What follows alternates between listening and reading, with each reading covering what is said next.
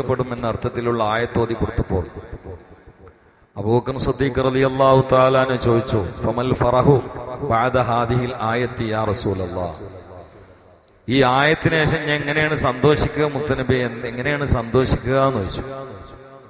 കാരണം ആരെന്ത് തെറ്റ് ചെയ്താലും അപ്പോൾ പിടികൂടപ്പെടുമെന്നുള്ള ഈ ആയത്തിന്റെ സാരം. ഇനി എങ്ങനെയാണ് സന്തോഷിക്കുക എന്ന് വെച്ചു. അവൻ നബി സല്ലല്ലാഹു അലൈഹി വസല്ലം തിരിച്ചു ചോദിച്ചത്, നിങ്ങൾക്ക് ടെൻഷൻ ഉണ്ടാലില്ലേ, ദുഃഖം ഉണ്ടാലില്ലേ, രോഗം ഉണ്ടാലില്ലേ? അതാണ് പറഞ്ഞത്. അല്ല, എന്തെങ്കിലും തെറ്റ് ചെയ്യുമ്പോഴേക്ക് അതങ്ങനെ തന്നെ ആഖിറത്തിൽ കൃത്യമായിട്ട് പിടികൂടപ്പെടും, ശിക്ഷിക്കപ്പെടും എന്നല്ല. അല്ലാഹു തആല ഉദ്ദേശിച്ച ആളുകൾക്ക് ഇവിടുന്ന് ശുദ്ധീകരിച്ചിട്ട് പടച്ചവനാണ്ട് കൊണ്ടുപോകും.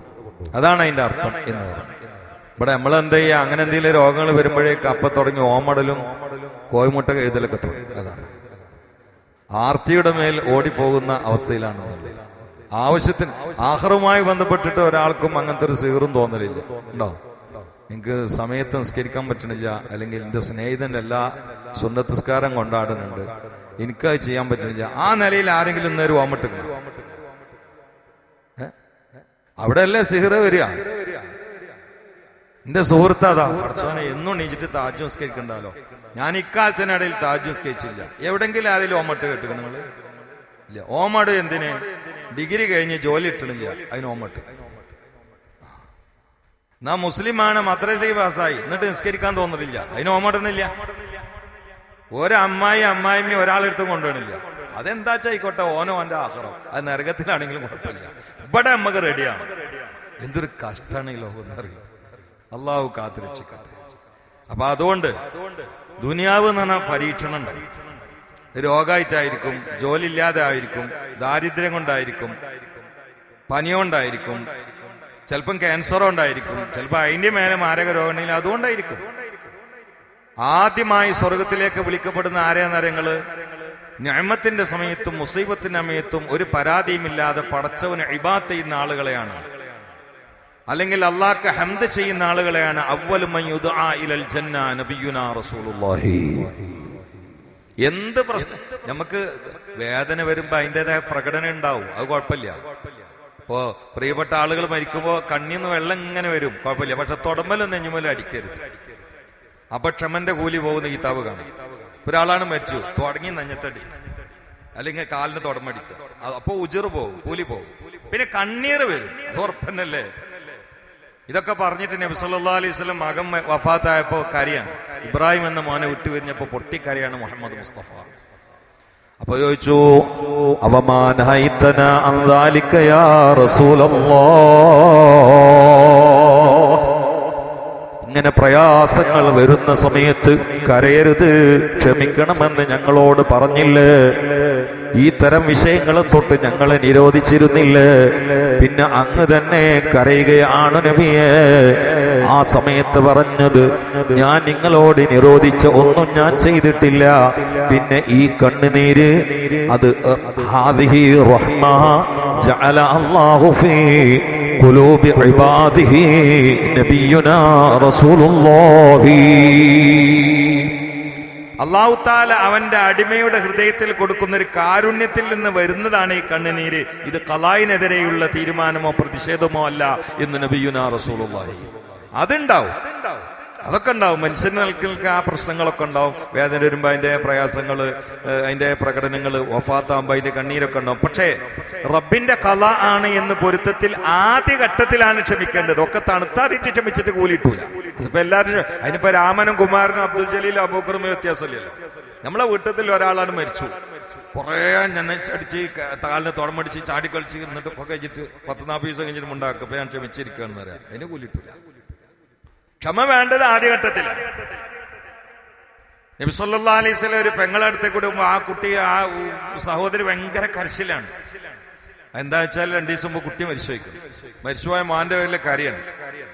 അവ പറഞ്ഞു, ഇസ്പിരി ക്ഷമിച്ചോ. അപ്പൊ ഇത് തങ്ങളാണെന്ന് പെണ്ണിനറിയില്ല. പറഞ്ഞു, വമാ തുബാലി ബി മുസീബത്തി, എനിക്ക് വന്ന മുസീബത്ത് നിങ്ങളൊരു പ്രശ്നമാക്കണല്ലേ, നിങ്ങൾക്ക് വന്നോക്കണം എന്ന് പറഞ്ഞു. മുത്തുനബിയാണെന്ന് അറിയില്ല. നിങ്ങൾക്കാണ്ട് വന്നോക്കണം, ഇയാതെ ഞൊടിച്ച വർത്താനൊന്നും ഉണ്ടാവില്ല. തങ്ങൾ അങ്ങനെയാണ് പോയും ചെയ്തു. വേറെ ആൾ എന്നിട്ട് പറഞ്ഞു, ഞാൻ ചാടിക്കയറി വർത്താനം പറഞ്ഞ ആരാന്നറിയോ? ഓ മുഹമ്മദുർ റസൂലുള്ളാഹ്. അള്ളാന്റെ റസൂലിനോടാണ് വർത്തമാനം പറഞ്ഞത്. അപ്പൊ തന്നെ കരഞ്ഞുകൊണ്ട് എണീറ്റു. ചരിത്രത്തിൽ കാണാം, മിസുലുൽ മൗത്ത്, മരണം വരുവണമെന്ന് തോന്നിപ്പോന്നൊരു ബേജാറുണ്ടായിരുന്നു. ഈമാനം കൊണ്ടാണ്. ഞാൻ ഇപ്പൊ മരിക്കുമെന്ന് തോന്നിപ്പോയി, ബേജാറുണ്ട്. റസൂലുള്ളാഹിനോടല്ലോ സംസാരിച്ചത്, ഇന്ന് ബേജാറുകൊണ്ട് ഈ പെണ്ണിന് പ്രത്യേകമായ അവസ്ഥ ഉണ്ടായി. പെട്ടെന്ന് ഓടി ബാബ റസൂലില്ല, റസൂലുള്ളാന്റെ വാതിൽക്കൽ എത്തിയിട്ട് പറഞ്ഞു, നബിയെ, മുത്തനബിയെ, ഞങ്ങളെ എനിക്ക് മനസ്സിലായിട്ടുണ്ടായിരുന്നില്ല, അതുകൊണ്ട് പറഞ്ഞാൽ ക്ഷമിക്കണോന്ന് പറഞ്ഞു. അപ്പൊ നബി സല്ലല്ലാഹു അലൈഹി വസല്ലം പറഞ്ഞു, ഇന്നമ സബറു ഇന്ദ സദ്മത്തിലൂല. പ്രശ്നങ്ങളും പ്രയാസങ്ങളും വരുന്ന ആദ്യ ഘട്ടത്തിലാണ് ക്ഷമ. ഒക്കെ കഴിഞ്ഞതിന് ശേഷം ക്ഷമിച്ചിട്ട് കാര്യമില്ല. ഈ കാര്യങ്ങളിലൊക്കെ കരഞ്ഞു തീർത്തു, നെഞ്ഞത്തടിക്കാളിലൊക്കെ നെഞ്ഞത്തടിച്ചു, കാട്ടിക്കൂട്ടാളിലൊക്കെ കാട്ടിക്കൂട്ടി, ഒക്കെ തണുത്താറിയിട്ട് പിന്നെ എന്ത് ക്ഷമയെന്ന് ചോദിച്ചു മുഹമ്മദ് റസൂലുള്ളാഹി. അപ്പൊ ഈ ക്ഷമ വളരെ പ്രധാനമാണ്. ഇനി ഏത് മുസീബത്ത്, അത് രോഗമാണെങ്കിലും ദാരിദ്ര്യമാണെങ്കിലും പ്രയാസാണെങ്കിലും ഏത് മുസീബത്ത് വരികയാണെങ്കിലും ഹബീബായ സല്ലല്ലാഹു അലൈഹി വസല്ലം ചൊല്ലാൻ വേണ്ടിയിട്ട് ഒരു ദിക്ർ പറഞ്ഞു തന്നിട്ടുണ്ട്. ഇന്നാ ലില്ലാഹി വ ഇന്നാ ഇലൈഹി റാജിഊൻ ചൊല്ലുന്നതിന് പുറമെ അല്ലാഹുമ്മ അജ്ർനി ഫീ മുസീബതി വ അഖ്ലിഫ് ലീ ഖൈറൻ മിൻഹാ. ഇതൊരു ക്ലാസ്സിൽ വെച്ചിട്ട് മുസ്തഫ നബി പറഞ്ഞപ്പോ അവിടെ പങ്കെടുത്ത ആളാണ് അബൂ സലമ റളിയല്ലാഹു തആല.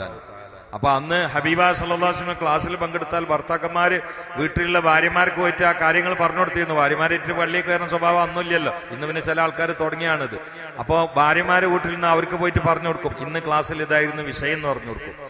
നബി സല്ലല്ലാഹു അലൈഹി വസല്ലം പറഞ്ഞ ഈ ഒരു വാചകങ്ങൾ അബൂ സലമ അവരുടെ സഹധർമ്മിണിയായ ഉമ്മു സലമ ബീവി റളിയല്ലാഹു തആല അൻഹയ്ക്ക് പറഞ്ഞു കൊടുത്തു. ഉമ്മു സലമ, ഇന്ന് ക്ലാസ്സിലെ വിഷയം അതായിരുന്നു, എന്ത് മുസീബത്ത് വന്നാലും അല്ലാഹുമ്മ അജ്ർലി ഫീ മുസീബത്തി വ അഖ്ലിഫ് ലീ ഖൈറൻ മിൻഹാ, ഇത് ചൊല്ലണമെന്നാ പറഞ്ഞത്.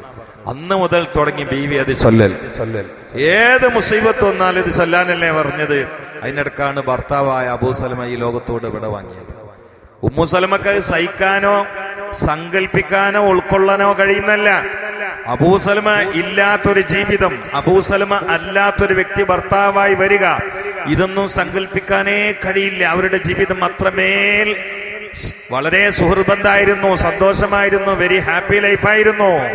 അതിനിടക്ക് പ്രിയപ്പെട്ട ഭർത്താവ് മരിച്ചുപോയപ്പോൾ മുസ്തഫ നബി മുസീബത്തിന്റെ ഘട്ടത്തിൽ ചൊല്ലാൻ പഠിപ്പിച്ച ദിക്ർ ഓർത്തുപോയി. പടച്ചവനെ, എനിക്കിപ്പോൾ നേരിടേണ്ടി വന്ന ഈ മുസീബത്തിൽ എനിക്ക് നീ കൂലി നൽകണേ അല്ലാ. വ അഖ്ലിഫ് ലീ ഖൈറൻ മിൻഹാ,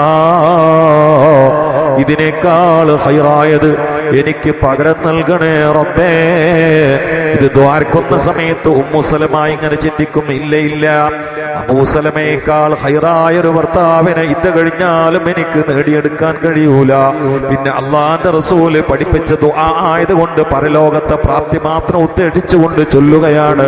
ചൊല്ലി ചൊല്ലി ദിവസങ്ങൾ പിന്നിട്ടപ്പോൾ ഉമ്മു സലമ ബീവിയിലേക്ക് വിവാഹാന്വേഷണം വരികയാണ്. ആരാണ് വിവാഹം അന്വേഷിച്ചതെന്നറിയുമോ?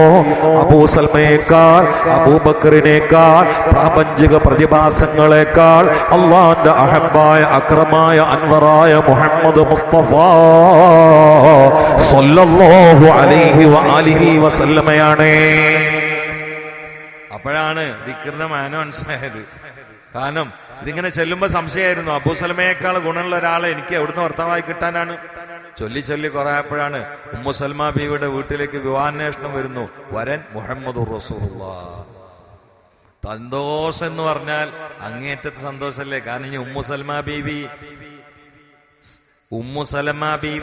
സലമ എന്ന സ്ത്രീയുടെ ഉമ്മ മാത്രമല്ല, പിന്നെ ഉമ്മുൽ മുഅ്മിനീൻ, ഉമ്മഹാത്തുൽ മുഅ്മിനീങ്ങളിൽ പെടാൻ പോവാണ്. പക്ഷെ ഒരു വിഷയമുണ്ട്, എന്താ അറിയോ?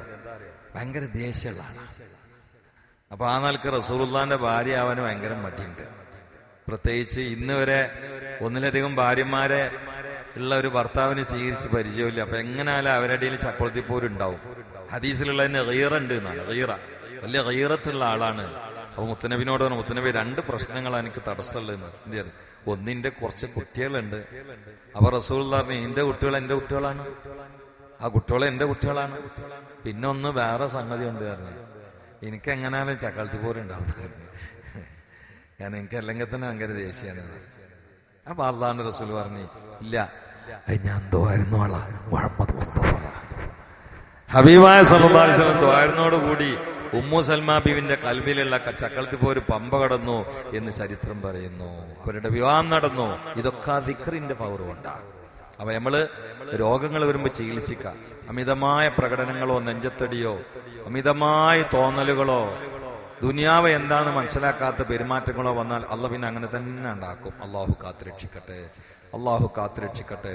സ്വല്ലല്ലാഹു അലാ മുഹമ്മദ് സ്വല്ലല്ലാഹു അലൈഹി വസല്ലം, സ്വല്ലല്ലാഹു അലാ മുഹമ്മദ് സ്വല്ലല്ലാഹു അലൈഹി വസല്ലം. اللهم صل على محمد يا ربي صل عليه وسلم. الحمد لله رب العالمين. اللهم صل على سيدنا محمد وعلى آل سيدنا ومولانا محمد. പടച്ചവനെ നീ കബൂലാക്കണേ അല്ലാഹ്, നീ സ്വീകരിക്കണേ അല്ലാഹ്. ആഫത്ത് മുസീബത്തുകളിൽ നിന്ന്, രോഗങ്ങളിൽ നിന്ന്, പെടുന്നതിനുള്ള മരണങ്ങളിൽ ഞങ്ങളൊക്കെ കാത്തുരക്ഷിക്കണേ അല്ലാഹ്. എപ്പോഴും മരിക്കണമെന്ന തയ്യാറെടുപ്പോടുകൂടി ജീവിതം തഖ്വയിൽ അധിഷ്ഠിതമായി ക്രമീകരിക്കാൻ തൗഫീഖ് നൽകണേ അല്ലാഹ്. ആഫത്ത് മുസീബത്തുകളിൽ നിന്ന്, ദുരന്തങ്ങളിൽ നിന്ന് ഞങ്ങളെ കാത്തുരക്ഷിക്കണേ അല്ലാഹ്. ഞങ്ങളെല്ലാവരെയും മക്ക മദീനകളിൽ പലവട്ടം എത്തിക്കണേ അല്ലാഹ്. അതിന്റെ തടസ്സങ്ങളിൽ നിന്ന് കാക്കണേ അല്ലാഹ്. ജീവിതത്തിൽ വരുന്ന പ്രയാസങ്ങളിൽ കൂട്ടിന്ന് സഹായിക്കുന്ന, സഹകരിക്കുന്ന ഒരുപാട് ആളുകൾ സാസിലുണ്ട്. അള്ളാഹുവെ അവർക്കൊക്കെ ഹൈറും ബർക്കത്തും നൽകണേ അല്ലാഹ്. ജോലിയിൽ പണികളിലൊക്കെ ബർക്കത്ത് നൽകണേ അല്ലാഹ്. ദഅവത്തിന് വേണ്ടി താങ്ങും തണലുമാകുന്ന ഒരുപാട് ആളുകൾ ഈ നാട്ടിലും മറുനാടുകളിലുമുണ്ട്. അള്ളാഹുവെ നിന്റെ മാർഗത്തിലുള്ള സ്നേഹമായും നിന്റെ മാർഗത്തിലുള്ള പരസ്പരമായ ബഹുമാനമായും ഇതൊക്കെ നീ സ്വീകരിക്കണേ അല്ലാഹ്. ഞങ്ങളെല്ലാവരെയും കത്തികാളുന്ന ബീഭത്സകമായ നരകജ്വാലയിൽ നിന്ന് രക്ഷപ്പെടുത്തി ഹബീബിന്റെ ജിവാറിൽ സ്വർഗത്തിൽ കുടുംബസമേതം ചേർക്കണേ അല്ലാഹ്. ഞങ്ങൾക്ക് നീ നൽകിയ മുഴുവനത്തിലും ഞങ്ങൾക്ക് ബർക്കത്ത് നൽകണേ അല്ലാഹ്. ഞങ്ങളുടെ കഴിവുകളിൽ, ഞങ്ങളുടെ യോഗ്യതകളിൽ, ഞങ്ങളുടെ അംഗീകാരങ്ങളിൽ, ഞങ്ങളുടെ ശേഷികളിൽ, ഭാഷകളിൽ, ഞങ്ങളുടെ തീരുമാനങ്ങളിൽ, പദ്ധതികളിൽ, ഞങ്ങളുടെ ഉദ്ദേശങ്ങളിൽ, ഞങ്ങളുടെ ആരോഗ്യത്തിൽ, ഞങ്ങളുടെ സമ്പത്തിൽ, സന്താനങ്ങളിൽ, സമയങ്ങളിൽ എല്ലാം നീ ബർക്കത്ത് ചെയ്യണേ അല്ലാഹ്. രോഗങ്ങളിൽ നിന്ന് രക്ഷപ്പെടുത്തണേ അല്ലാഹ്. കടങ്ങളിൽ നിന്ന് രക്ഷപ്പെടുത്തണേ അല്ലാഹ്. അല്ലാഹുവേ മക്കളില്ലാത്തവർക്ക് മക്കളെ നൽകണേ അല്ലാഹ്. പ്രവാസികൾക്ക് പ്രയാസങ്ങൾ ഒഴിവാക്കണേ അല്ലാഹ്.